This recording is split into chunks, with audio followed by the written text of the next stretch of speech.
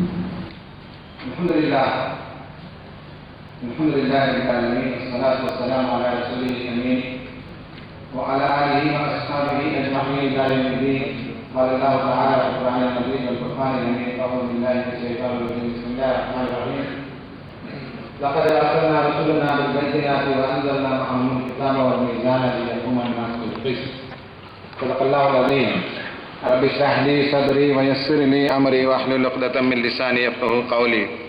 رب يسر ولا تعسر وتمم بالخير. سبحانك لا علم لنا إلا ما علمتنا إنك أنت العليم الحكيم. ڈائس پر تشریف فرما جماعت کے ذمہ داران اور اس پروگرام میں شرکت کرنے والے خواتین و حضرات، ویلفیئر پارٹی آف انڈیا کے قیام کا پس منظر، اس موضوع پر کچھ باتیں مجھے آپ سے عرض کرنی ہیں۔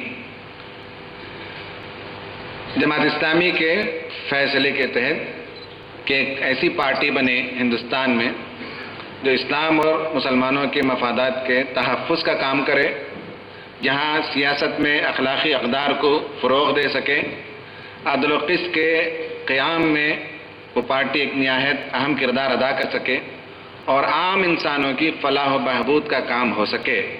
یہ چار بڑے بڑے مقاصد کا تذکرہ کر کے جماعت نے اپنے مرکزی شورا کے اجلاس میں یہ طے کیا تھا کہ ایسی کوئی پارٹی سامنے آتی ہے تو جماعت اسلامی اس کی تائید کرے گی، اس کو کھڑا ہونے میں تحریک کرے گی، اسے سپورٹ کرے گی۔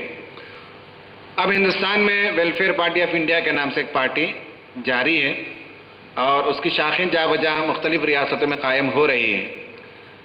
ارکان و کارکنان جماعت اسلامی کے ان تک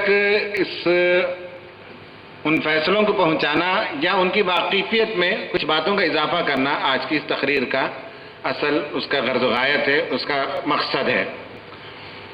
ارکان و کارکنان میں جو ارکان ہیں، جو قدیم ہیں، وہ تمام فیصلوں کو جانتے ہیں، لیکن جو جدید نسل کے لوگ ہیں شاید ان تمام فیصلوں سے ان کی واقفیت نہیں ہے، اس لیے کچھ تاریخی پس منظر بھی مجھے عرض کرنی ہے اور کچھ الزامات جو تراشے جاتے ہیں جماعت پر اس کا بھی مجھے کچھ نوٹس لینا ہے، کچھ اندیشے ہیں ہمارے بہت سے لوگوں کے ذہنوں میں، اسے بھی مجھے ایڈریس کرنا ہے۔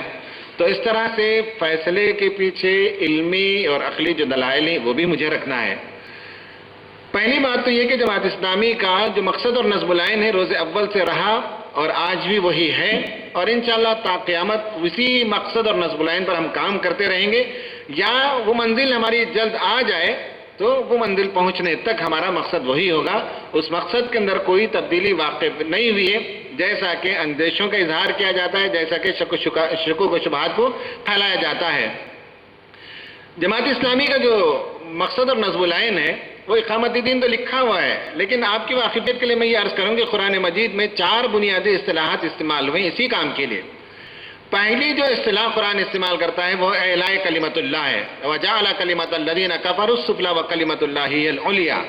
اعلاء کلمت اللہ یہ ایسا کام ہے، یعنی اقامت دین کے لیے ایک متبادل اصطلاح ہے جو گاڈ سینٹرڈ ہے۔ اعلاء کلمت اللہ کا مطلب ہے کہ اللہ کا کلمہ بلند کرنا۔ اس کے لیے ایک دوسری اصطلاح استعمال ہوئی ہے، وہ اظہار دین کی اصطلاح ہے، جسے هو الذی ارسل رسولہ والی آیت جو ہماری معروف آیت ہے، جس میں لیظہرہ علی الدین کلہ ہے، جس کا مطلب ہے کانفرنٹیشن، جس میں ایک نظام یا اسلام دیگر تمام باطل ادیان کو مٹا کر ختم کر کے ان کو ریپلیس کرے گا۔ یہ بھی وہی مقصد ہے لیکن اصطلاح الگ ہے۔ تیسری اصطلاح ہے وہ ہے انقیم الدین ولا تتفرقوا فیہ والی اصطلاح۔ یہ وہ اصطلاح ہے جس میں Islam as a system of life کا مفہوم زیادہ ڈومیننٹ ہے۔ اور چوتھی اصطلاح ہے قیام قسط، دنیا میں عدل کا، قسط کا نظام قائم کرنا، ظلم کا خاتمہ ہونا اور بربریت کا خاتمہ ہونا، اور انسانوں کے ساتھ جو نامساوی سلوک ہوتا ہے اس کے بجائے مساویانہ سلوک معاشیات میں، معاشرت میں، سماج میں اور سیاست میں عام لوگوں کو انصاف ملے، اس کے لیے قیام قسط کی اصطلاح استعمال کرتا ہے، اور انبیاء کی بعثت کا مقصد قرآن مجید سورہ حدید کے اندر بتاتا ہے۔ تو لہذا کبھی یہ کام، کبھی یہ اصطلاح اور کبھی وہ اصطلاح بدلنے سے ہم نے اپنی منزل کو کھوٹی نہیں کی ہے، ہم نے اپنے مقصد کو نہیں بدلا ہے، ہم نے اپنی راہ کو جو ہے چھوڑ نہیں دیا ہے اور ہم اب جو ہے کسی اور کام میں لگ گئے ہوں، یہ بات نہیں ہے۔ اصطلاحات کا فرق ہو سکتا ہے، اقامت دین کہیں، قیام قسط کے لیے کام کرتے ہیں، یا الہی حکومت الہیہ کا قیام، یا آپ یہ کہیں کہ اعلاء کلمت اللہ، یہ سب اصطلاحات ہیں۔ حکومت الہیہ کا قیام مولانا مودودی نے اپنے خاص پس منظر میں استعمال کیا تھا، جبکہ حاکمیت جمہور قائم ہوگی ہندوستان میں یا حاکمیت مستور قائم ہوگی، اس پس منظر میں مولانا مودودی نے کہا کہ نہ حاکمیت جمہور قائم ہوگی نہ حاکمیت مزدور، بلکہ حاکمیت الہ قائم ہوگی۔ وہ اس زمانے کی اصطلاح تھے، ورنہ یہ کہ یہ چار بنیادی اصطلاحات میں قیام قسط ہمارا ایک اہم ترین کام ہے، اور جماعت کا جو فیصلہ 2010 کا فیصلہ ہے، وہ 2009 کا فیصلہ، وہ یہی فیصلہ ہے کہ ہم ایک ایسی پارٹی کے بنانے میں تحریک کریں گے جو اس ملک کے اندر قیام قسط کے لیے کام کرے، عدل و قسط کا قیام ہو، عام انسانوں کی فلاح و بہبود کا کام ہو۔ تو معلوم ہوتا ہے کہ جماعت جس مقصد کے لیے روز اول سے کام کر رہی ہے، اس کی جو مختلف اصطلاحات قرآن استعمال کرتا ہے، اسی کے پس منظر میں اس پارٹی کو سپورٹ کرنے کا بھی فیصلہ جماعت نے کیا ہے، اس کی تحریک کی ہے، اس کی تائید کی ہے۔ اب ہم آتے ہیں کہ جماعت اسلامی کی جو سیاسی سرگرمیوں کے فیصلے ہیں، اس کو ایک تاریخی ترتیب سے میں آپ کے سامنے عرض کرتا ہوں، پھر اس کے بعد اس کے قیام کا پس منظر میں انشاءاللہ بتاتا ہوں۔ چار بنیادی اور بڑے بڑے اہم فیصلے ہوئے ہیں جماعت اسلامی کے سیاست کے موضوع پر۔ ہندوستان آزاد ہوا اور اس کے ساتھ تقسیم ہوا۔ تقسیم ہونے کے بعد ہندوستان کی جماعت الگ بنی، جماعت اسلامی ہند کے نام سے، پاکستان کی جماعت اسلامی الگ بن گئی۔ ہندوستان کی جماعت کو اس کے اپنے مسائل تھے، اس کے اپنے پرابلمز تھے، اس کے اپنے ایشوز تھے، ان ایشوز کو ایڈریس کرنا جماعت اسلامی ہند کا کام تھا۔ جماعت اسلامی پاکستان کے لیے جو ایشوز تھے وہ اس پر کام کرتی رہی۔ یہاں آنے کے بعد ہندوستان میں جب ہندوستان کی جماعت الگ ہوئی اور آزادی کے بعد مسلسل فسادات وغیرہ ہونے شروع ہوئے تھے، تو اس پس منظر میں جماعت کی شورا میں گفتگو مستقل ہوتی رہی، سیاست میں حصہ لینا چاہیے کہ نہیں لینا چاہیے۔ 1966 کے اختتام یا 1967 میں یہ فیصلہ ہوا، جسے 3 اصولوں کے تحت، اصول اول، اصول دوم اور اصول سوم کے تحت وہ فیصلے ہیں، وہ تفصیل سے فیصلے کیے گئے، جس میں یہ بتایا گیا کہ ہم موجودہ نظام کو یہ باطل نظام سمجھتے ہیں، لیکن اس کا یہ مطلب نہیں ہے کہ اس نظام کو بدلنے کے لیے ہم سیاست میں شامل نہ ہوں۔ سیاست ہمارے نزدیک شجر ممنوع نہیں ہے، اور جماعت اسلامی مناسب وقت آنے پر سیاست میں حصہ لے گی۔ یہ سب باتیں 1967 کے فیصلے میں کی گئی ہیں، جو سیاست سے متعلق اہم ترین فیصلے ہیں، جس میں نظام کو باطل نظام تسلیم کرتے ہوئے یا ہمارے واقعہ تسلیم کرتے ہوئے اس کو بدلنے کے لیے حالات متقاضی ہوں، اور اسلام اور مسلمانوں کے مفادات کے تحفظ کے لیے اصول دوم میں کہا گیا کہ سیاست میں وقت آنے پر ہم حصہ لیں گے۔ یہ سب سے اہم فیصلہ تھا جو 1967 کا فیصلہ تھا۔ پھر اس کے بعد 1977 میں ایمرجنسی، 3 ٹرننگ پوائنٹ ہے جماعت اسلامی کے سیاسی فیصلوں میں، یہ نوٹ کر سکتے ہیں آپ۔ ایک ایمرجنسی ہے، ایک بابری مسجد کی شہادت ہے، اور ایک بم دھماکوں کا سلسلہ، اور وہ اس کا پیک ہے بٹلہ ہاؤس کا انکاؤنٹر۔ یہ 3 بڑے بڑے ٹرننگ پوائنٹ ہم کہہ سکتے ہیں۔ 1975 میں ایمرجنسی قائم ہوئی، 77 میں ایمرجنسی لفٹ ہو گئی، اور ایمرجنسی کے ختم ہونے کے بعد تب تک جماعت اسلامی کے ارکان پر الیکشن میں حصہ لینے پر پابندی تھی، وہ ووٹ نہیں ڈال سکتے تھے، ووٹ کا دینا ان کے لیے ناجائز تھا، ممنوع تھا۔ لیکن 75 میں جب ایمرجنسی لگی اور اندرا گاندھی نے 42ویں ترمیم کی کانسٹیٹیوشن کے اندر، تو اس ترمیم کے نتیجے میں اس نے ایمرجنسی کو نافذ کیا۔ پھر اس کے بعد اللہ کا فضل ہوا کہ ایمرجنسی لفٹ ہو گئی، اور جماعت کے ارکان جو جیلوں میں 20-22 مہینے تک پڑے رہے، اور ان کی سنوائی نہیں ہو رہی تھی، ایمرجنسی لفٹ ہونے کے ساتھ وہ باہر نکل کر آئے تھے۔ اس کے بعد جو ہے 23 مئی 1977 میں نمائندگان کا اجلاس ہوا، اس میں یہ بات ہوئی تھی کہ نیکسٹ مہینہ مئی کے بجائے جون میں جو انتخابات ہونے والے تھے، اس انتخابات میں ارکان و کارکنان کو ووٹ دینے کی اجازت ملنی چاہیے۔ یہ نمائندگان میں اس کی اجازت ملی، اور کہا کہ یہ مشروط اجازت ہے، اور صرف آنے والے مہینے میں جو انتخابات ہوں گے، تاکہ اس انتخابات میں اس میں شرائط گنائے گئے کہ میں ایسے کینڈیڈیٹ کو سپورٹ کریں گے جو اتھارٹیٹیو رولز کا یا جو استبداد کا، جبر کا، جس طرح سے اندرا گاندھی نے کیا تھا، یا جمہوری حقوق یا انسان کی بنیادی حقوق کو تلف کرنے والے جو قوانین ہوں گے، ان قوانین کی مخالفت وہ آدمی پارلیمنٹ میں جا کر کرے گا، اور ایمرجنسی کے دوران اس کا کردار اچھا رہا ہو، وہ اخلاق و کردار کے لحاظ سے بھلا آدمی ہو، ان شرائط کی بنیاد پر ووٹ دینے کی اجازت مشروط دی گئی، صرف ایک انتخاب کے لیے 1977 کے جون میں ہونے والے پارلیمنٹ کے انتخاب کے لیے اجازت دی گئی۔ اس کے بعد وہ اجازت ختم ہو گئی تھی۔ پھر اس کے بعد 78 میں پھر یہ ایشو اٹھا کہ یہ مشروط نہیں ہونی چاہیے، پھر ہمیشہ کے لیے پابندی اٹھنی چاہیے اور لوگ جو ہے پارلیمنٹ میں اچھے کینڈیڈیٹس کو لانے کے لیے اسے ووٹ دے سکیں۔ یہ مسئلہ طویل چلتا رہا اور چلنے کے بعد بھوپال میں نمائندگان کا اجلاس ہوا 1978 میں، وہاں یہ طے ہوا کہ یہ اجازت صرف ٹیمپرری تھی، پرماننٹ اجازت نہیں تھی۔ پھر واپس جو ہے ارکان پر پابندی لگ گئی کہ وہ ووٹ کا استعمال نہیں کر سکتے 78 میں۔ پھر یہ بحث چلتی رہی، آخرکار 1985 میں 15 سے 20 تک فروری کے جو اجلاس چلی ہے، اس اجلاس میں شورا کے ووٹ پر سے پابندی ختم کر دی گئی۔ یہ ہمارا ایک امپورٹنٹ فیصلہ ہے، یہ فیصلہ نمبر 2 ہے۔ فیصلہ نمبر 1 67 کا ہے، جس میں سے یہ کہا گیا کہ ہم وقت کے نظام کو باطل نظام سمجھتے ہیں، اسلام اور مسلمانوں کے مفادات کے تحفظ کے لیے ہم سیاست میں حصہ لینے کے حقدار ہیں، ہم اس کے طرفدار ہیں اور مناسب موقع آنے پر ہم الیکشن میں حصہ لیں گے۔ یہ پہلا فیصلہ۔ دوسرا فیصلہ 1985 کا ہے، جو پرماننٹلی ارکان جماعت پر سے پابندی کو ختم کرتا ہے، یعنی یہ کہ وہ اب ووٹ دے سکتے ہیں، اور ووٹ کن کن کو دیں گے اس کے شرائط بتائے گئے کہ امیدواروں سے گفتگو ہوگی، شرائط پر دستخط دیے جائیں گے اور وہ ہمارے مطالبات کو پورا کرے گا، اور مسلمانوں کی جو بنیادی بڑی بڑی چیزیں ہیں، مسلم پرسنل لا وغیرہ وغیرہ، اس کے خلاف اگر کوئی لیجسلیشن ہوتا ہے تو وہ شخص پارلیمنٹ میں مخالفت کرے گا، اس بل کو سپورٹ نہیں کرے گا، جمہوریت کا قائل ہوگا وغیرہ وغیرہ، اچھے شخص کو پروموٹ کریں گے۔ یہ فیصلہ ہوا۔ اور اس کے بعد تیسرا فیصلہ ہے جو امپورٹنٹ فیصلہ ہے، وہ ہے بابری مسجد کی شہادت ہوئی، حالات بدلنے لگے اور فسطائی طاقتیں بڑی تیزی کے ساتھ ابھرتی چلی آ رہی تھی، اور پارلیمنٹ میں 2 سے 77 اور 77 سے 177، اس کے بعد حکومت قائم کرنے لگے۔ تو یہ شدید خطرہ تھا ہندوستان جو ہے کس طرف چلا جا رہا ہے اور ہندوستان کے اندر سے مذہب کی آزادی ختم ہو جائے گی۔ تو 92 میں جو پرابلم ہوا بابری مسجد کی شہادت، تو اس کے بعد 95 میں فیصلہ ہوا کہ فسطائیت کی مخالفت میں ہم کیمپین چلائیں گے الیکشن کے زمانے میں، اور جمہوری اقدار پر کام کرنے والی پارٹیوں کو ہم فروغ دیں گے، اور ضرورت پڑنے پر صرف فرد کو نہیں، کسی پارٹی کو بھی ان ماس کسی ریاست میں اگر فیصلہ کرتے ہیں تو فیصلہ کیا جائے گا جو جمہوری اقدار پر کام کرے اور فسطائیت مخالف ہو، اینٹی فیسسٹ ہو، ایسی قوتوں کو ہم پروان چڑھائیں گے۔ یہ 95 کا فیصلہ ہے۔ تو پہلا فیصلہ 67 کا، دوسرا فیصلہ 84 کا، اس سے پہلے ایک ٹیمپرری فیصلہ ہوا تھا، تیسرا فیصلہ 95 کا، اور چوتھا فیصلہ وہ اہم ترین فیصلہ ہے۔ یہ ڈیولپمنٹ آپ دیکھ سکتے ہیں، ایولیوشن آپ دیکھ سکتے ہیں، فکر کا ارتقاء آپ دیکھ سکتے ہیں۔ وہ یہ ہے کہ اس کے بعد ایک زمانہ آیا جب کہ ہندوستان میں جو ہے انکاؤنٹرز ہونے لگے، میں آگے بتاؤں گا تفصیل سے۔ تو اس وقت جماعت نے طے کیا کہ اس وقت ضرورت ہے پولیٹیکل پارٹیسپیشن کیا جائے، کوئی پارٹی کھڑی ہو جو انصاف پر اور اخلاقی اقدار پر کھڑی ہو، ہندوستان کی سیاست میں مورل ویلیوز کو، ایتھیکل ویلیوز کو اپہولڈ کر سکے۔ ایسی اگر پارٹی آتی ہے تو ہم حمایت کریں گے، اسے تائید کریں گے، بلکہ ہماری حمایت سے وہ پارٹی کھڑی ہو جا سکے۔ یہ فیصلہ جو ہے ابھی گزشتہ سال یہ لیا گیا۔ یہ چوتھا فیصلہ ہے جو بم دھماکوں کے سیریز کے بعد ضرورت محسوس کی گئی اور یہ پارٹی کھڑی ہو گئی۔ یہ 4 فیصلے ہیں۔ اس میں بات جو سمجھنے کی وہ 2 بنیادی باتیں ہیں۔ ایک تو یہ کہ ہر پارٹی، ہر فرد کی فکر میں ارتقاء ہوتا ہے، جیسے جیسے آدمی حالات میں بڑھتا ہے تو اس کی فکر میں ارتقاء ہوتا ہے۔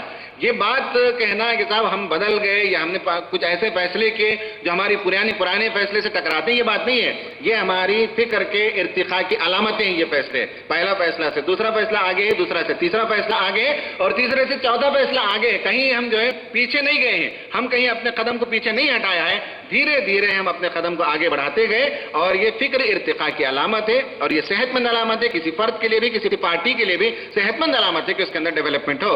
اور دوسرا یہ کہ حالات کی بھی ہماری انڈرسٹینڈنگ ہوتی ہے۔ کل ہم نے ایک فیصلہ لیا، آج ہم نے ایک دوسرا فیصلہ لیا، دونوں فیصلوں کے درمیان آپ نہیں کہہ سکتے کہ تضاد ہے۔ حالات کی انڈرسٹینڈنگ ہے، حالات بدلتے ہیں تو ہم کو بھی جو فیصلے بدلنے پڑتے ہیں اور حالات کی نزاکت کے لحاظ سے ہم کو انٹروین کرنا پڑتا ہے، تو یہ حالات کی انڈرسٹینڈنگ ہوتے ہیں اور ہماری فکر کے ارتقاء کے یہ فیصلے ہیں جو ہمارے سامنے آئے ہوئے ہیں۔ اب میں آپ کو بتاتا ہوں کہ ہندوستان میں جو پس منظر تھا جس میں یہ فیصلہ کیا گیا، وہ فیصلے کے لیے 2 پس منظر ہمارے سامنے ہونے چاہیے۔ ہندوستان میں 2 پروجیکٹ بیک وقت چلتے ہیں جسے ہم کہتے ہیں، ایک پروجیکٹ ڈیولپمنٹ اور ایک پروجیکٹ فیشزم۔ پروجیکٹ ڈیولپمنٹ کا مطلب یہ کہ ہندوستان میں 1992 کے بعد LPG کا جو فیصلہ ہوا، لبرلائزیشن، پرائیویٹائزیشن اور گلوبلائزیشن، جس کے نتیجے میں ہماری ندیاں بیچنے لگے ہمارے حکمران، ہمارے پہاڑ بیچنے لگے، ہمارے کھیتیاں بیچنے لگے، ہمارے عوام کو جو ہے ان کے گھروں سے باہر کر کے بے دخل کر کے ان کی بستیوں پر بلڈوزر چلا کر ان سب زمینوں کو قبضہ کر کے بڑی بڑی پارٹیوں کے حوالے کرنے لگے. ہندوستان نے ایسے ایسے فیصلے کیے جو ساری دنیا میں، کل محترم خان صاحب سے بھی بات چیت ہو رہی تھی، کہا کہ ہندوستان میں جو فیصلے ہوئے ساری دنیا میں بے نظیر فیصلے ہوئے ہیں، اور انٹر لنکنگ آف ریورس کی بات ہو رہی ہے، آدھار کارڈ کی بات ہو رہی ہے، اور ایسے بہت سے نئے نئے فیصلے اس ملک میں ہوتے چلے جا رہے ہیں. تو ڈیولپمنٹ کے نام پر 120 کروڑ کے عوام میں سے صرف 20 کروڑ انسانوں کا فائدہ ہوتا ہے اور 100 کروڑ انسانوں کا نقصان ہوتا ہے. ایسے فیصلے کرتے چلے جا رہے ہیں، اور اس کے نتیجے میں جیسے جیسے ڈیولپمنٹ کے نام پر چیزیں بڑھ رہی ہیں، ویسے ویسے غربت میں بھی اضافہ ہو رہا ہے، اور پرائسز میں ہائیک ہو رہا ہے، انفلیشن ہو رہا ہے، قیمتوں میں اضافہ ہو رہا ہے، اور عام انسان کو اپنے جسم و جان کا رشتہ باقی رکھنے کے لیے اسے صبح سے لے کر شام تک محنت کرنی پڑتی ہے، اور اس کے بعد وہ 2 وقت کی روٹی کما سکتا ہے. ظلم ان پر، ان کے گھروں سے ان کو بے دخل کر دیا جاتا ہے. پینے کا پانی جو بنیادی ضرورت ہے، ہماری حکومت اس بات کا فیصلہ کر رہی ہے کہ اب اسے پرائیویٹ اتھارٹیز کے حوالے کر دیا جائے، اور وہ سپلائی کریں گے. اس کی قیمت کیا ہوگی وہ اس کے بعد ہی پتا چل سکے گا. تو ایک تو پروجیکٹ ڈیولپمنٹ کے نام پر عام انسانوں پر ظلم ہو رہا ہے، اس کا تدارک ہونا چاہیے، اس کے خلاف آواز اٹھانی چاہیے، اور انسانوں کے ساتھ عدل ہو، انصاف ہو، ظلم نہ ہو، اور کسی ایک طبقے کے فائدے کے لیے جو قوانین بنتے ہیں وہ بڑی اکثریت کے خلاف پڑتے ہیں وہ فیصلے. تو اس کے خلاف آواز اٹھانے کی ضرورت ہے. ایک تو ایک ظلم یہ ہو رہا ہے. دوسرا ہے فیشزم. جس طرح سے ہم دیکھتے ہیں کہ فسادات کی ایک طویل تاریخ ہے، 1890 سے یہ فسادات شروع ہوئے، اور چلتے چلتے 2002 تک یہ فسادات چلے. تقریباً 110 سال تک شرمناک فسادات اس ملک کے اندر ہوئے، اور خاص کر مسلمانوں کو ٹارگٹ بنایا گیا، ان کے جانی اور مالی نقصانات کیے گئے، ان کی عورتوں کی بے عزتی کی گئی، مسجدوں کو مسمار کیا گیا، اور دیگر جو مذہبی مقامات ہیں ان سب کی بے حرمتی کی گئی. یہ فسادات کا سلسلہ چلا، اور اس کے بعد یہاں کے ایک طبقے نے یہ منصوبہ بنایا کہ بم دھماکوں کا سلسلہ شروع ہوا، اور ایک خاص پیٹرن بن گیا کہ دھماکہ ہوا اور ادھر 5 منٹ کے اندر پولیس آفیسر بیان دینے لگتا ہے، یا پھر ادھر سے ہوم منسٹر بیان دیتا ہے، یا انٹیلیجنس آفیسر بیان دیتا ہے، اور کچھ عربی نام، کچھ فارسی نام، اردو نام بنا کر کچھ تنظیموں کا نام کھڑا کر دیتے ہیں، اور یہ فسادات ہوتے رہے. اور مسلمان دہشت گرد ہیں، اس کو بہت بڑے پیمانے پر پھیلایا گیا. مرکزی شورا میں ایک بات یہ بھی آئی تھی کہ ہندوستان کے جو بعض سیکولر لوگ اور بعض ایسے لوگ جو بڑے بڑے جو ججز ہیں، سپریم کورٹ کے جو لائرز وغیرہ ہیں، جنہوں نے جماعت کے کیسز کو بھی لڑا تھا، ان تک لوگ، ایسے لوگوں تک نے یہ کہا کہ ہمارے ایک شورا کے ارکن سے کہ نہیں ڈاکٹر صاحب، کچھ لگتا ہے کہ مسلمان کر رہے ہیں، اندر سے کچھ ہو رہا ہے. یعنی بم دھماکے اور ٹیررزم کا ہوا اتنا کھڑا کیا گیا کہ جو صاف ذہن رکھتے تھے ان کے ذہنوں کے اندر بھی یہ شک پیدا ہونے لگا کہ ہے کچھ مسلمان اندر سے کر رہے ہیں. اور حد تو حد یہ ہے کہ ہمارا پڑھا لکھا طبقہ بھی یہ کہنے لگا کہ ہے مسلمانوں کے اندر بھی جو کچھ بلیک شیپ ہیں، کچھ کالی بکریاں ہیں جن کے نتیجے میں یہ کچھ ہو رہا ہے، یہ سمجھنے لگے. لیکن یہ سب جو ہے وہ اچانک کرکرے نے جب 4500 پیج کی FIR دائر کی، اس نے مکمل کیا 4500 پیجز پر، تو تب لوگوں کو معلوم ہوا، اور بلی تھیلے سے باہر آ گئی. دیکھا تو وہ بلی خاکی چڈی پہنے ہوئی تھی اور زعفرانی رنگ کا ٹاول اوڑھ کر باہر نکلی. تب لوگوں کو پتا چلا کہ دہشت گردی کون کرتا ہے، دہشت گردی کس کا کام ہے. تب لوگوں کو پتا چلا، اور مسلم دہشت گرد ہی میڈیا کہتا رہا. اور یہ مسلم دہشت گرد ایسے تھے کہ کرکرے کے انتقال کے بعد یہ خاموش ہو گئے. وہ شہید ہوئے تو یہ خاموش ہو گئے. یہ عجیب و غریب سما میڈیا نے پیدا کیا. سوچنے اور سمجھنے کی بات ہے. واقعی یہ ہے کہ دہشت گردی کا بہت ہی زبردست مسلمانوں پر اثر پڑا، اور اس نے مسلمانوں کو جھنجھوڑ دیا. باٹلہ ہاؤس کے انکاؤنٹر نے بالخصوص نارتھ انڈیا میں، ساؤتھ انڈیا میں اس کے ویوز نہیں، ساؤتھ انڈیا میں اس کے شاکس محسوس نہیں کیے گئے، لیکن نارتھ انڈیا میں اس کے شاکس زبردست محسوس کیے گئے. اور اعظم گڑھ کا جو ابھی ریزلٹ نکلا ہے وہ باٹلہ ہاؤس کا ریپرکیشن ہے. باٹلہ ہاؤس میں جو انکاؤنٹر ہوا اس کے خلاف پورا ورڈکٹ جاتا ہے. اس پورے علاقے میں، اعظم گڑھ کے علاقے میں آپ دیکھ سکتے ہیں جو ابھی ورڈکٹ آیا ہے. یہ ظلم ہے. ایک ڈیولپمنٹ کے نام پر ظلم ہے، دوسرا فیشزم کے نام پر اسلام اور مسلمانوں کے خلاف بہت کچھ کیا گیا. اس کے جواب میں 4 ریاکشن، پاسبل ریاکشن ہو سکتے تھے. ان میں سے چوتھے کو جماعت اسلامی نے منتخب کیا. پہلا جو ریاکشن ہے وہ withdrawal ہے. آپ خاموش رہیے، کنارہ کش ہو جائیے، دیکھیے نہیں. آپ اپنے نماز میں، اپنے روزوں میں اور اپنے تذکیر میں اور اپنی عبادتوں میں مشغول رہیے. جو ہوتا ہو ہونے دے، اس سے کوئی لینا دینا نہیں. کرتے ہیں تو یہ برے لوگ ہیں جو مسلمانوں میں کرتے ہیں، ایسا کہہ کر آپ نکلتے رہیے. ایک ہے خاموشی کا، withdrawal کا، اپنے آپ کو سمیٹ لینے کا. ایک ریاکشن یہ ہے.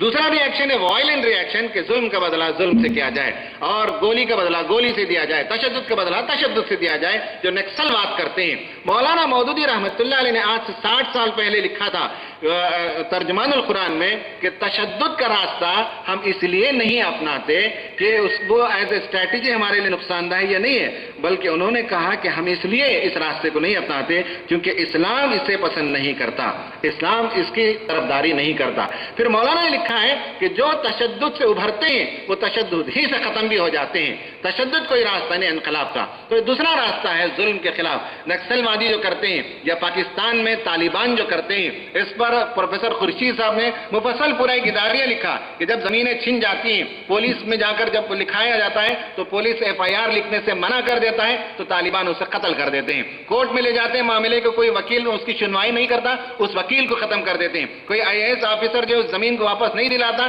تو جو آفیسر وہاں کا IAS جو ایڈمنسٹریٹو آفیسر ہے اسے ختم کر دیتے ہیں۔ طالبان بالکل یہاں نکسل جیسے کرتے ہیں، ویسے ان پر ظلم ہوتا ہے تو ظلم کا بدلہ لیتے ہیں، لیکن یہ راستہ نہیں ہے ظلم کے خلاف کھڑے ہونے کا۔ تیسرا راستہ ہے سوشل انٹرونشن کا، جہاں ظلم ہو آپ کھڑے ہو جائیے، دھرنا دیجیے، پروٹیسٹ کیجیے، آپ میمورنڈم دیجیے، گورنر کو دیجیے، پرائم منسٹر کو دیجیے، پریزیڈنٹ کو دیجیے، اس کے ڈیٹیلز جمع کیجیے، اس کے نقصانات سے دنیا کو آگاہ کیجیے۔ کودنکلم میں نیوکلیئر پروجیکٹ کھڑا ہو رہا ہے تو وہاں لوگ سوشل انٹروین کرتے ہیں۔ نرمدا میں ڈیم بنانے کے نتیجے میں جتنی زمین کو نرمدا ڈیم سیراب کرے گی اس سے زیادہ بڑی زمین کو غرقیاب کر رہی ہے۔ نرمدا ڈیم کھڑا کرنے کے نتیجے میں اس ڈیم کے نتیجے میں بہت بڑی زمین غرقیاب ہو رہی ہے اور کچھ ہی زمین کو وہ فرٹائل کر سکتا ہے۔ یہ پھر اس کے بعد سوشل انٹرونشن بہت سے جگہ بہت سے ایشوز پر کھڑا کر رہے ہیں۔ جماعت نے اس میں فیصلہ لیا، اس کے یوتھ ونگ یہ کام کریں گے، مہاراشٹر میں، آندھرا پردیش میں، جہاں کوئی ظلم ہوگا اس کے خلاف کھڑے ہوں گے اور سوشل انٹرونشن کے لیے کھڑے ہو جائیں گے۔ MPJ بنایا جماعت نے، movement for peace and justice, یہ movement for peace and justice, youth wing, یہ سب جو ہے اس میدان میں کھڑے ہو کر عوام کی حمایت کریں گے، ظلم کے خلاف آواز اٹھائیں گے اور حق کے لیے کام کریں گے۔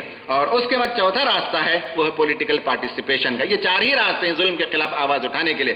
وڈرائل ایک راستہ ہے، وائلنس ایک راستہ ہے، سوشل انٹرونشن ایک راستہ ہے، اور پولیٹیکل پارٹیسپیشن کا ایک راستہ ہے کہ جہاں آپ اقدار پر مبنی سیاست کی بات کریں، فاشزم کے خلاف کھڑے ہو اور لیجسلیشن ہو تو جو لیجسلیشن ہو وہ عام انسانوں کے مفاد میں ہو، کچھ طبقے کے مفاد میں نہ ہو، ظلم کسی پر نہ ہونے پائے اور عام انسانی بنیادی ضروریات حکومت سب کو فراہم کرے، وہ کسی پرائیویٹ ایجنسیز کے حوالے نہ کرے، کسی قسم کا ظلم نہیں ہونا چاہیے، انصاف سب کو ملنا چاہیے۔ یہ پس منظر تھا کہ جس طرح سے میں نے بیان کیا کہ ڈیولپمنٹ ہوتا گیا اور آخرکار جب مسلمان اور اسلام کی تصویر مسخ کرنے کے لیے پورا میڈیا تلا ہوا تھا اور خاص ایک طبقہ اس کے پیچھے لگا ہوا تھا تو اس وقت ضرورت محسوس کی گئی کہ صرف اچھے کینڈیڈیٹس کو بھیجنے سے کام نہیں ہوگا، بلکہ یہ ہے کہ ایک ایسی پارٹی کھڑی ہو جو اس کے خلاف لڑے، آواز اٹھائے اور حق کی آواز کو، وائس آف وائس لیس، جن کی آواز نہیں ہے ان کی آواز بن کر ایوانوں تک وہ آواز پہنچے۔ اس کے لیے جماعت اسلامی کا فیصلہ تھا کہ ہم اسے سپورٹ کریں گے۔ ابھی یہ بات آپ سمجھ لیں نیکسٹ اسٹیپ میں کہ جماعت اسلامی کی قائم شدہ پارٹی میں اور جماعت اسلامی کی تحریک شدہ پارٹی میں فرق کیا ہے۔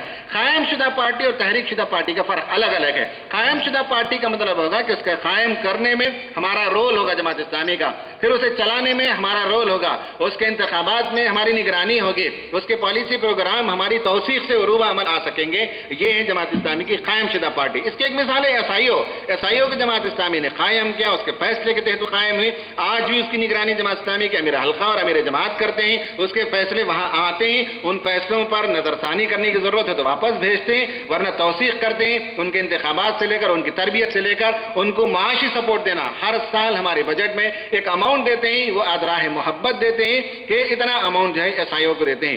یہ ہے اپنے فیصلے کے تحت قائم کرنا کسی پارٹی کو اور چلانا ہوتا ہے، اور ایک ہے تحریک کرنا، کوئی ضرورت ہے تو آگے بڑھیے، لوگوں سے بات کیجئے، اس کام کے لیے کچھ لوگ کھڑے ہو جاتے ہیں تو آپ کا کام پورا ہوا، آپ اپنے کام پہ لگ جائیے، وہ لوگ اپنا کام کریں گے۔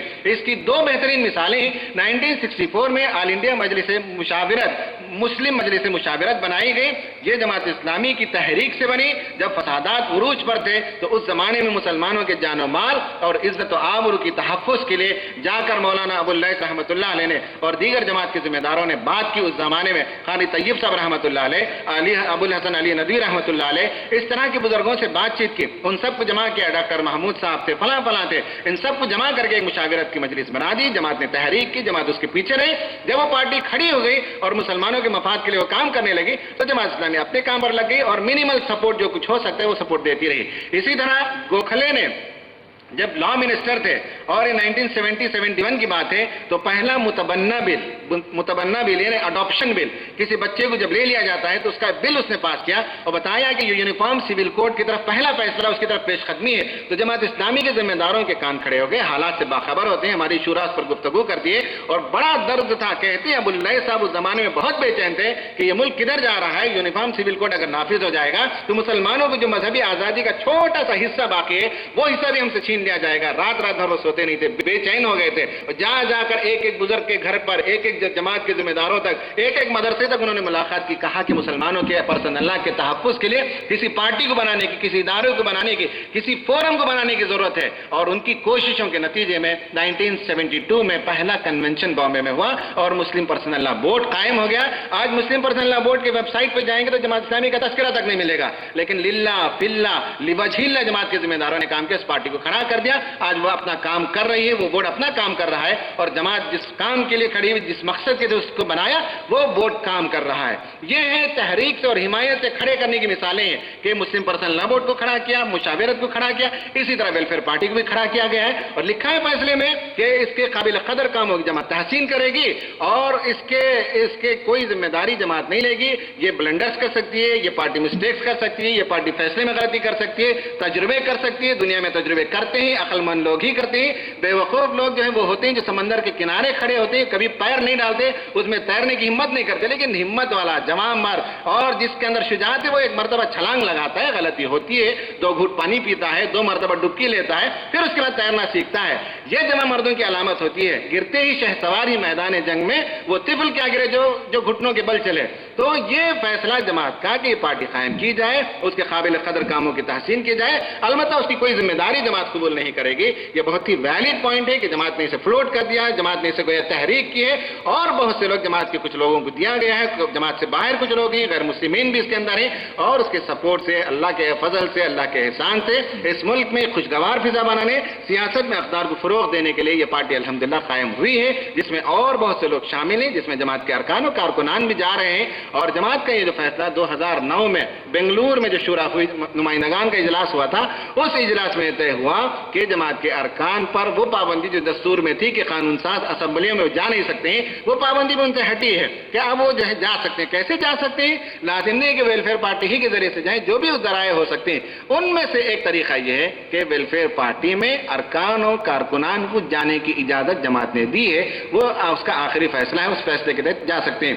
کچھ شرائط ہیں، اس پر انشاءاللہ ہمارے ذمہ داران بتائیں گے کہ کن شرائط کی بنیاد پر وہ جائیں گے، کیا کردار و رول پلے کریں گے یہاں کے ارکان و کارکنان، ان سے کیا چیز متوقع ہے اور کیا رخ دے سکتے ہیں. یہ ان کی بڑی ذمہ داری بنتی ہے جماعت کے ارکان و کارکنان کی، جن کا سیاست میں کچھ درک ہے، کچھ فہم ہے، کچھ شعور ہے، کچھ کرنے کا جذبہ ہے. وہ لوگ ان لوگوں کے کندھوں پر بہت بڑی ذمہ داری آئی ہوئی ہے. اب اس کے بعد یہ کہ کچھ کنسرنس ہیں، ان کنسرنس کو ایڈریس کر کے میں اپنی بات کو ختم کروں گا. ان میں سے ایک یہ ہے کہ ایک کنسرن تو لوگ یہ کہتے ہیں صاحب پڑوسی ممالک کو دیکھنا چاہیے، وہاں سیاسی پارٹی کا کیا حشر ہوا.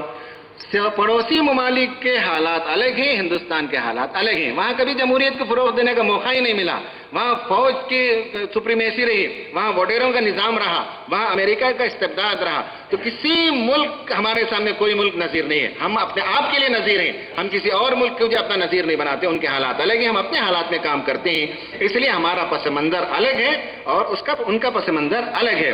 کچھ لوگ کہتے ہیں کہ سب کامیابی کے کتنے امکانات ہیں. یہ بات بھی جو ہے کوئی عقل مندی کی بات نہیں ہے کہ دین کے لیے، تحریک کے لیے، انسانیت کے لیے، خدمت کے لیے جب آتے ہیں تو امکانات کی بنیاد پر کام نہیں ہوتا. انبیاء جب دنیا میں آئے تو امکان تو 0% تھا، ان کی ترقی کے لیے، ان کی بات کی پذیرائی کے لیے، ان کی بات کو سننے کے لیے 0% امکان تھا. لیکن اس کے باوجود وہ آگے بڑھے اور دنیا کے اندر انقلاب برپا کیا.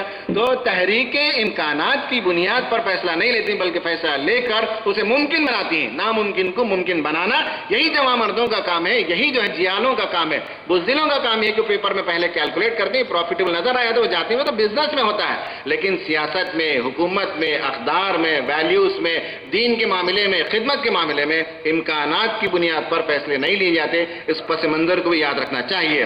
پھر اس کے بعد یہ ہے کہ کسی کو اعتراض کس چیزوں پر، اسٹریٹجی پر ہو سکتا ہے، افراد پر ہو سکتا ہے، پالیسی پر ہو سکتا ہے، پلاننگ پر ہو سکتا ہے.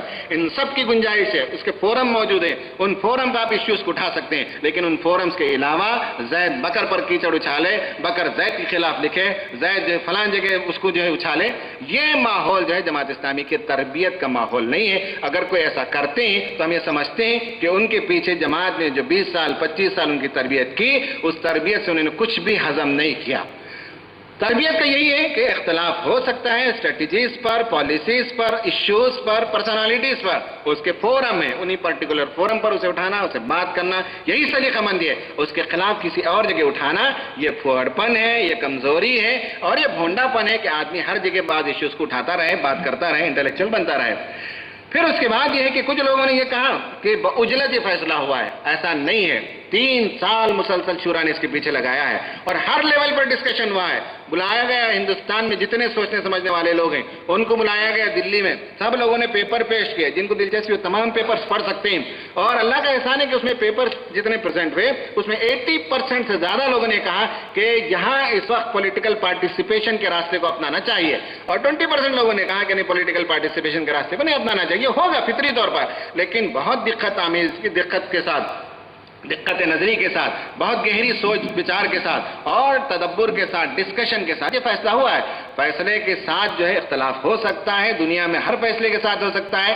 الہی فیصلوں کے علاوہ انسانی فیصلوں میں کمزوری کا امکان ہے، ویکنس کا امکان ہے، لیکن ہم دیکھیں گے کہ غالب امکان کیا چیز ہے، غالب پہلو کیا چیز ہے، اس کی بنیاد پر فیصلے ہوتے ہیں۔ تو یہ بات بھی کہ بعجلت فیصلہ ہوا، ایسا نہیں ہے۔ 3 سال تک مسلسل اس پر جو ہے مرکزی شورا گفتگو کرتی رہی اور اس کے بعد یہ فیصلہ ہوا ہے۔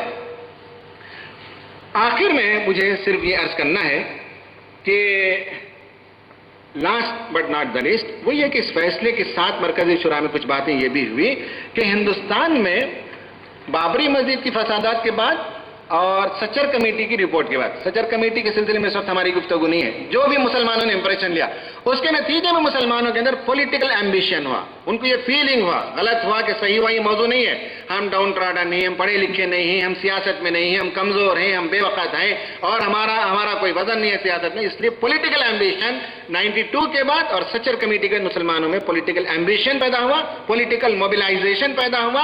اتر پردیش میں تو بے شمار پارٹیاں کھڑی ہوئی، انصاف پارٹی کھڑی ہوئی، علماء کونسل کھڑی ہو گئی اور بہت سے پارٹیاں کھڑی ہو گئی، اور ساؤتھ میں بھی بہت سی پارٹیاں کھڑی ہوئی ہیں۔